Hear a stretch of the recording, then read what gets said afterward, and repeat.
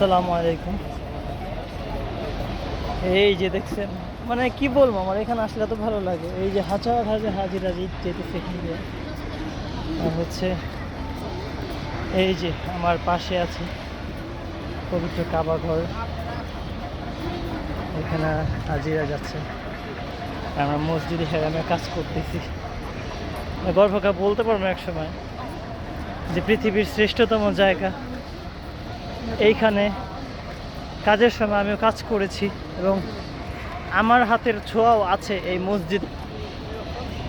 আসলে একজন মুসলমান হিসেবে আমার এটা অনেক গর্বের একটা বিষয়।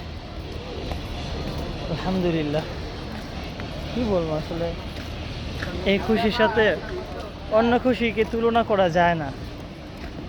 এটা একটা আনন্দের কাজ।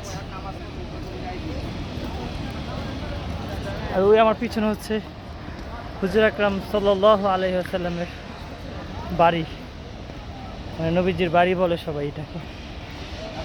নবীজি যখন মক্কায় ছিলেন তখন এই বাসাটা ছিলেন। এখন তো একটু আধুনিক করে ফেলছে, এখন আগের মতো নাই।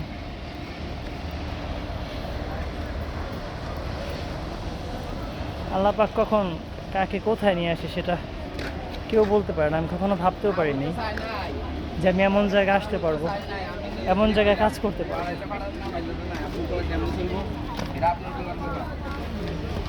আমার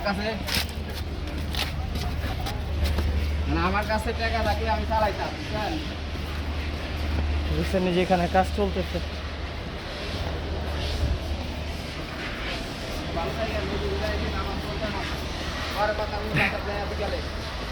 লাইফের ফার্স্ট টাইম এই হেলমেট পরে কাজ করি। এটা সেফটি হেলমেট না পরলে আবার সমস্যা।